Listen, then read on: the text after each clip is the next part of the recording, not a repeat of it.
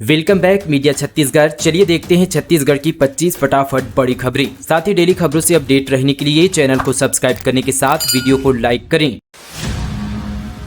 छत्तीसगढ़ लोक सेवा आयोग ने 242 पदों पर भर्ती के लिए जारी किया नोटिफिकेशन। छत्तीसगढ़ लोक सेवा आयोग ने स्टेट सर्विस एग्जाम का नोटिफिकेशन जारी कर दिया है, जिसके मुताबिक प्रारंभिक परीक्षा 11 फरवरी 2024 को होगी। मुख्य परीक्षा की संभावित तिथि 13, 14, 15, 16 जून 2024 तक की गई है। राज्य सेवा परीक्षा के जरिए 242 पदों पर भर्ती होगी। इस भर्ती में शामिल होने के इच्छुक उम्मीदवार 1 से 30 दिसंबर तक अभ्यर्थी प्रारंभिक परीक्षा के लिए ऑनलाइन आवेदन कर सकते हैं। पराली में लगी आग पेट्रोल पंप के पास पहुंची। हादसे की आशंका के बाद बुझाया गया प्रतिबंध का किसानों पर कोई असर नहीं। गरियाबंद जिले के फिंगेश्वर तहसील में यहाँ पर रविवार किसानों ने अपने खेत में पराली जलाने के लिए आग लगाई, जिसकी लपटें यहाँ पर पेट्रोल पंप के पास जा पहुंची। इससे पेट्रोल पंप के कर्मचारी दहशत में आ गए, क्योंकि आग से यहाँ पर कभी भी कोई बड़ा हादसा हो सकता था। हादसे की आशंका के चलते नगर पंचायत के कर्मचारी को सूचना दी गई। फिलहाल आग पर काबू पा लिया गया है। छत्तीसगढ़ की इस टाइगर रिजर्व में बाघ की धमक भ्रमण के लिए पर्यटकों में भारी उत्साह। वन्य जीवों और एटीआर की सुंदरता को देख आप भी हो जाएंगे मंत्रमुग्ध।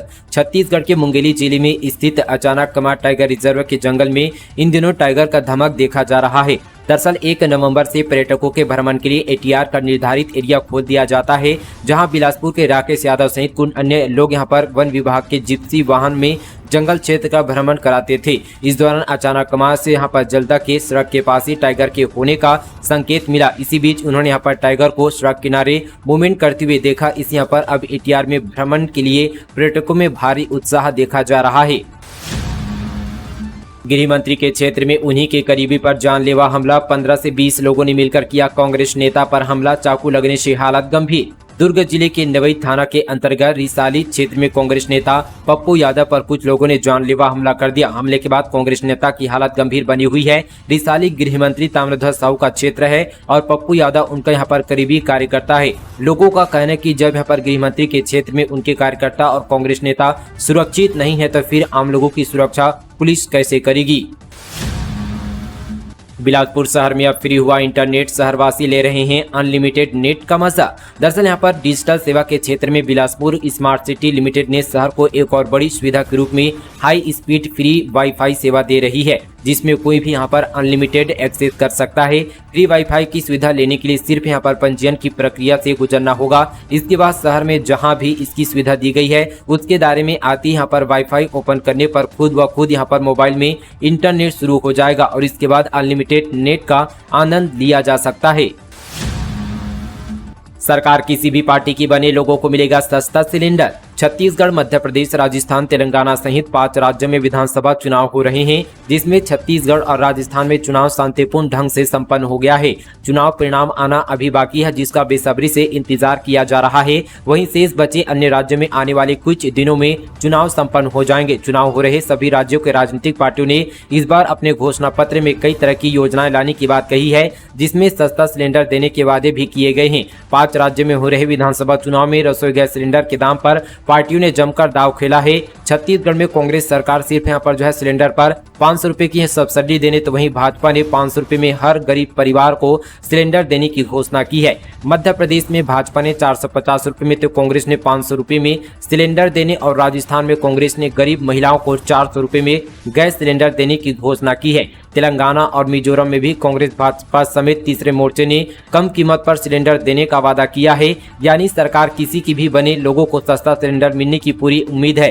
यहाँ पर सस्ते सिलेंडर पर सियासत यहाँ पर भूपेश बघेल ने भी कई तरह के केंद्र सरकार पर भी सवाल उठाए थे।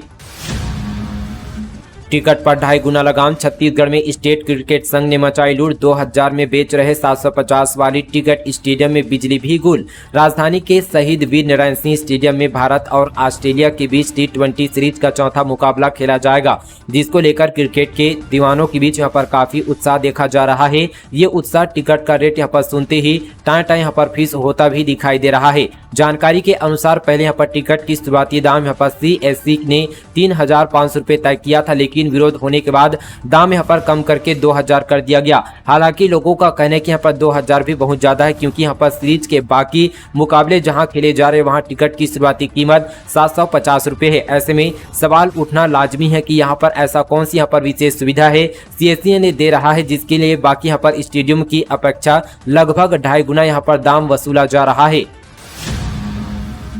आज से 30 नवंबर तक कांग्रेस करवाएगी मतगणना एजेंट की ट्रेनिंग। काउंटिंग के दौरान अलर्ट रहने का दिया जाएगा प्रशिक्षण। कांग्रेस पार्टी ने 3 दिसंबर यानी मतगणना के दिन के लिए अपनी तैयारी शुरू कर दी है।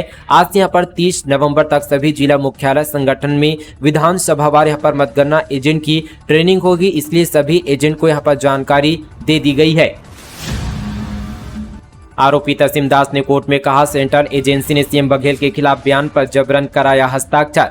महादेव सट्टेबाजी ऐप मामले में जेल में बंद आरोपित कार ड्राइवर असीम दास ने विशेष अदालत में कहा कि उसने कभी भी किसी नेता को धन नहीं पहुंचाया। मुख्यमंत्री भूपेश बघेल के खिलाफ बयान पर सेंट्रल एजेंसी ने उससे जबरन हस्ताक्षर करवाया है और साथ ही उसे इस केस में झूठा फंसाया जा रहा है। परिवर्तन निदेशालय ने मुख्यमंत्री भूपेश बघेल समेत अन्य अधिकारियों को 508 करोड़ रुपए पहुंचाने के आरोप का सामना कर रहे असीम दास और साथी पुलिस कांस्टेबल भीम सिंह यादव को छत्तीसगढ़ विधानसभा चुनाव के पहले चरण के मतदान से 4 दिन पहले यहाँ पर 3 नवंबर को गिरफ्तार किया था।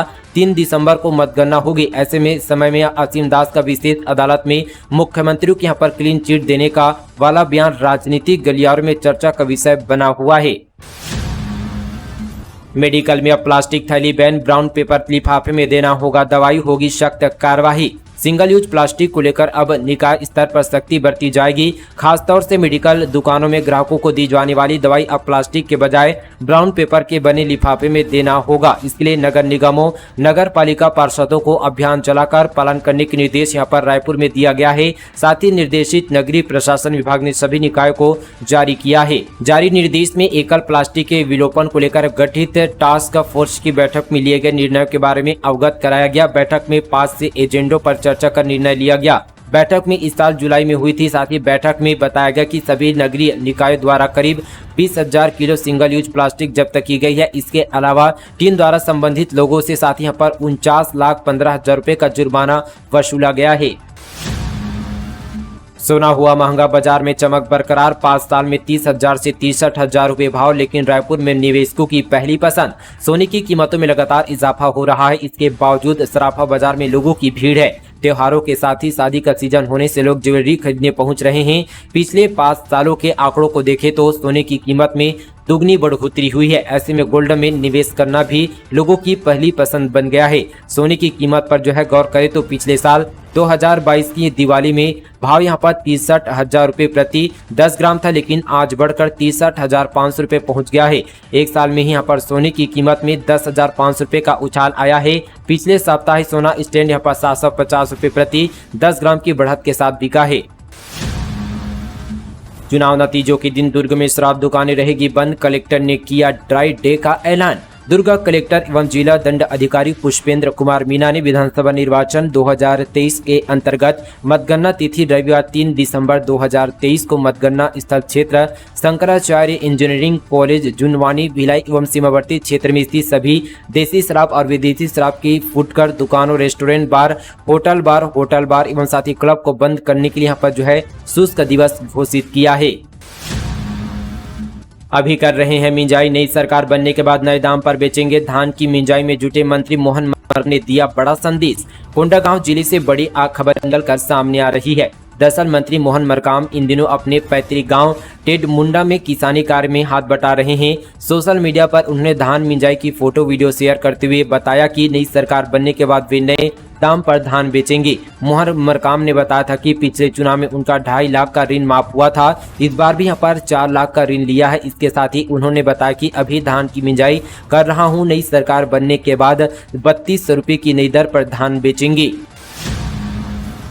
रायपुर एयरपोर्ट के डायरेक्टर को हटाने की मांग, संघ समिति ने ज्योतिरादित्य सिंधिया को लिखा पत्र, कहा पार्किंग में अवैध वसूली की सीबीआई जांच हो। रायपुर के स्वामी विवेकानंद एयरपोर्ट के डायरेक्टर को हटाने की मांग को लेकर छत्तीसगढ़ नागरिक संघ समिति ने केंद्रीय मंत्री ज्योतिरादित्य सिंधिया को पत्र लिखा है, जिसमें कहा कि एयरपोर्ट के पार्किंग में लगातार अवैध वसूली हो रही है।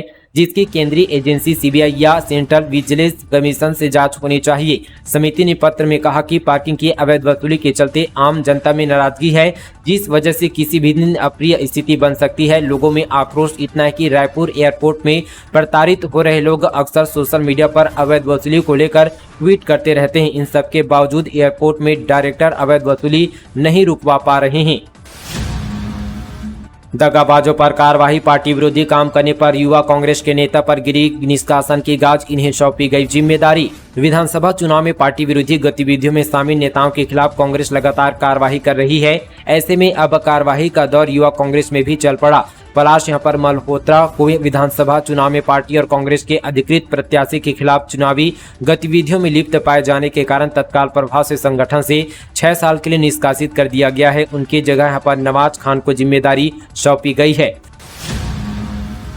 अब बस 3 दिसंबर का इंतजार है। पूर्व मुख्यमंत्री डॉक्टर रमन सिंह ने कांग्रेस सरकार पर लगाया बड़ा आरोप, बोले हो रहा है पक्षपात। पूर्व मुख्यमंत्री डॉक्टर रमन सिंह ने कांग्रेस सरकार पर विकास बाधित करने का आरोप लगाया है, जिसको लेकर पूर्व सीएम रमन सिंह ने ट्वीट किया कि रमन सिंह का आरोप है कि राजनांदगांव के साथ पक्षपात किया जा रहा है। अब बस 3 दिसंबर का इंतजार है।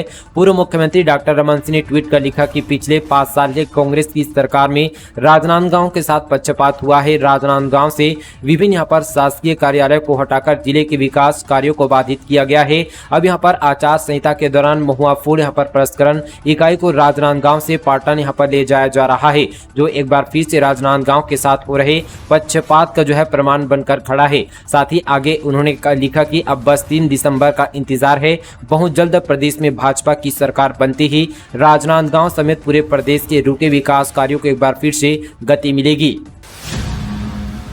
देश में फिर से कोहराम मचा सकती है रहस्यमय बीमारी, चीन में तेजी से फैल रहा, आप रहें अलर्ट। कोरोना काल के बाद एक बार फिर से चीन में अज्ञात संक्रमण फैल गया है। इससे सबसे ज्यादा बच्चे प्रभावित हो रहे हैं। इसे देखते हुए विश्व स्वास्थ्य संगठन ने दुनिया भर के देशों को चेताया है। भारत में भी इसको लेकर स्वास्थ्य विभाग को अलर्ट जारी किया गया है। इधर ऐसी किसी प्रकार के संक्रमण से निपटने के लिए बिलासपुर जिले में CMH ने सभी डॉक्टरों को अलर्ट किया है। कोरोना का कहर किसी भी तरह से थम गया तो अब यहाँ पर चीन में एक बार फिर से अज्ञात संक्रमण से लोग श्वास की समस्या के साथ ही निमोनिया जैसे लक्षण वाली बीमारी के शिकार हो रहे हैं। इस संक्रमण से वहां सबसे ज्यादा बच्चे चपेट में आ रहे हैं। आमदई के लोहे पर नक्सलियों की नजर, अब तक 5 की कर चुके हैं हत्या। परिवहन संघ के पदाधिकारियों ने भी छोड़ा पद। नारायणपुर जिले के आमदई लोहे की खदान पर नक्सलियों की यहाँ पर जो है नजरें गाड़े बैठे हुए हैं। बीते 1-2 वर्ष में इस खदान से यहाँ पर जुड़े 5 लोगों की यहाँ पर नक्सली हत्या कर चुके हैं। इनमें से 2 यहाँ पर इस खदान में काम करने वाले श्रमिक है, जिनकी मौत 1 दिन पहले साथ यहाँ पर जो है खदान में नक्सलियों के लिए लगाई गई IED की विस्फोट से हुई है। काउंटिंग से पहले नेता लगा रहे हैं मंदिरों के चक्कर। दीपक बैज ने महाकाल के मंदिर में टेका मत्था तो संतराम नेताम ने यहां पर हरिद्वार में लगाई हाजिरी। छत्तीसगढ़ में विधानसभा चुनाव का दोनों चरणों का मतदान हो गया है। अब 3 दिसंबर को मतों की गिनती है। काउंटिंग से पहले बस्तर के नेता मंदिरों के चक्कर लगाना शुरू कर दिए हैं। चित्रकूट विधानसभा से विधायक प्रत्याशी और PCC चीफ दीपक बैज उज्जैन के महाकाल मंदिर में मत्था टेका, तो वहीं यहाँ पर केसकाल विधानसभा से कांग्रेस प्रत्याशी संतराम नेताम ने भी हरिद्वार में हाजिरी लगाई। जीत की चिंता को दूर करने नेता आस्था का सहारा ले रहे हैं।